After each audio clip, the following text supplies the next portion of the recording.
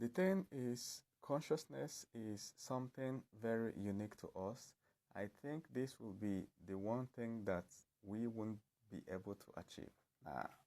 Consciousness is not unique to humans.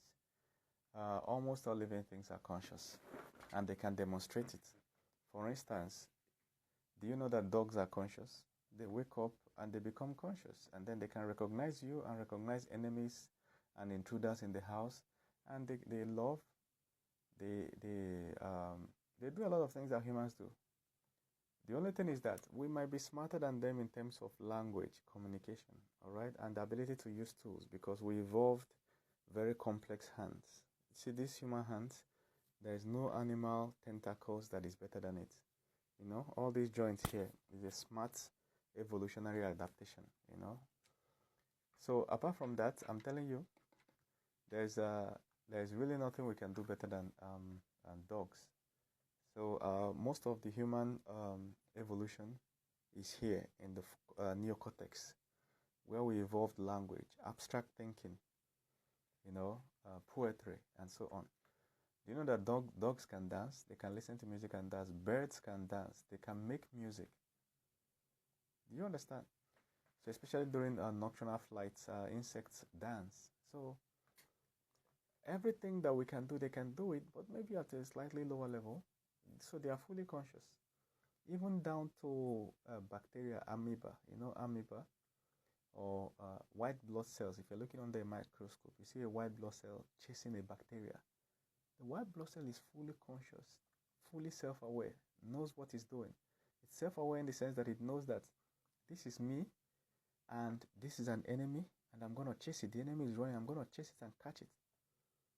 Do you understand? It's living its full life. The way you're living your life now, looking for your PhD degree, become a professor and marry, and that is the way the white blood cell inside you is living their own full life. And there are billions of them. They have brothers, they have sisters, they have their house where they're living. That is the way it is. So consciousness is not limited to humans. It's across all living things. Now there's even more to it. There's individual consciousness, and then there's group mind. All right. When things of the same species come together, they can form a super structure of consciousness. So one mind is now controlling all of them. If you look at ants, have you looked at ants? If you take an individual ant, it looks totally confused, right? But look at their empire. See that they are well organized. When it is time to fight you, have you seen soldier ants? All of them, the ones that will fight you will suddenly know that they are going to attack you. The ones that will retreat will know.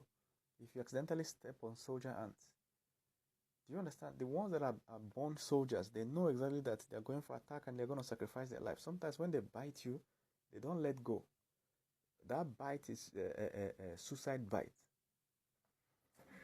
So they are born knowing what to do, but then what tells every of them to attack you?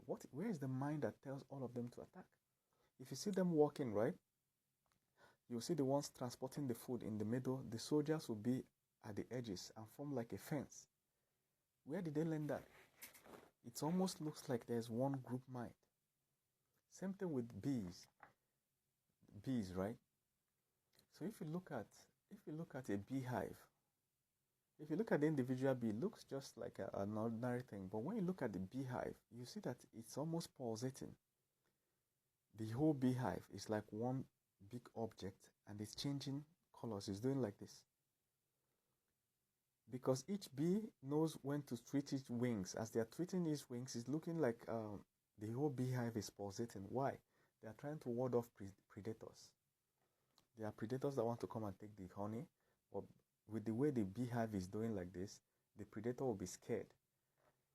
But if you pick one bee, you will not see that. It's only when you look at them as a group. And this is the same thing with humans. If you look at humans as a group, you suddenly realize that it's like we're building rockets to leave the world. Yes, all our communication devices, everything we're building, it's like we want to go to the moon, to Mars, and then leave.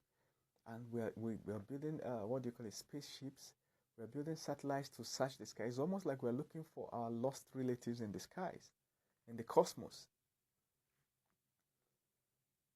So at the end of the day, there is a group mind that you can see.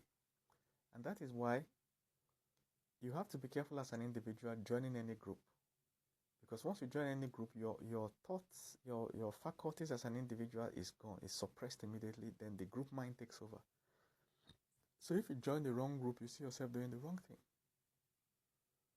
A good example is the popular one that happens in most African countries.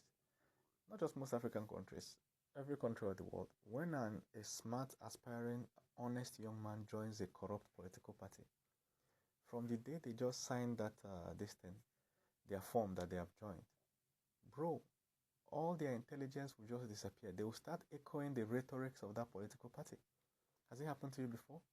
We know actors, actresses that were honest and okay, they are good, they are smart. The moment they join a political party, all of a sudden, the things they post online about the progress of the country, that is all exactly the carbon copy rhetorics of the rest of the political party.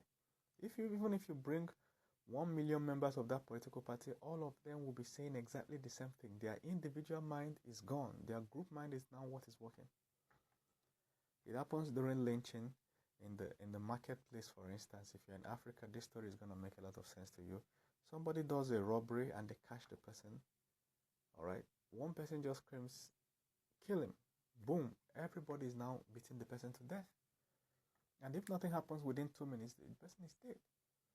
And these people that committed this murder, they are normal, everyday people that will never think of committing murder. But in that instance, where they are gathered together with other humans, a group mind takes over, and whatever that group mind says is what will happen.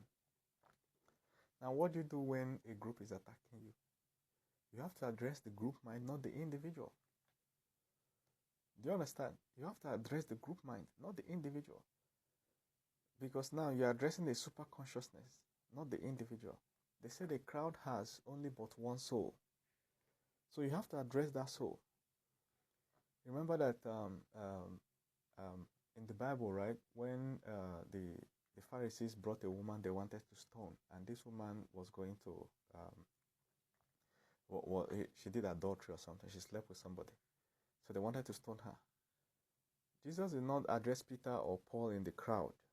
You understand? He was never going to succeed. So he addressed the group mind. He said, whoever here has not committed a sin before, let him be the first to cast the stone. Boom. Everybody started living. It's an interesting story. All right? And I used it because a lot of people, that's what they can relate to. So you should be able to address the group mind. Because once you address the group mind, every member of the group will fall in line. So when it comes to consciousness, a lot of things are conscious. We human beings have built conscious things. You understand? Now we have cars that can drive themselves. I saw a video the other day of some guys in a Tesla, and they are watching football match because there's a TV in the Tesla. They brought from the roof. They brought down the TV, and they are watching the live football match while the car is driving on the express. The car is smart enough and conscious enough to know its environment, understand the context of the situation, and is taking them along. Do you understand? We've built things that are really, really smart. In fact, before 2030, cars will be far better than humans at driving. It will be too dangerous for a human to drive.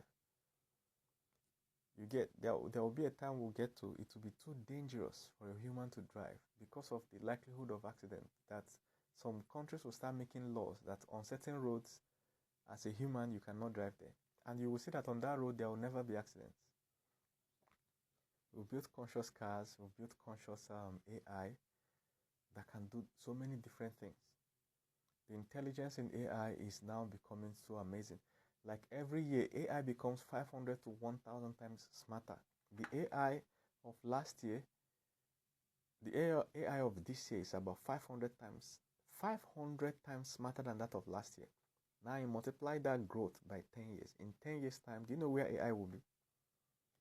AI can now chat with you. Do you know you can tell ChatGPT to pretend to be your girlfriend, and you'll have a chat. You can chat for hours with it. It's remembering the context of the situation and following up with you.